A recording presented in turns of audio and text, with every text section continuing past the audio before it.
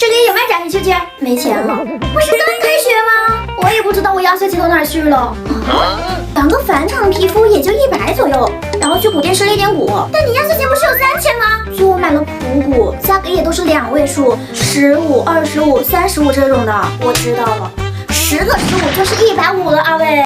还有手办尾款、裙子尾款，我也不知道为什么就这么水逆的全花光了。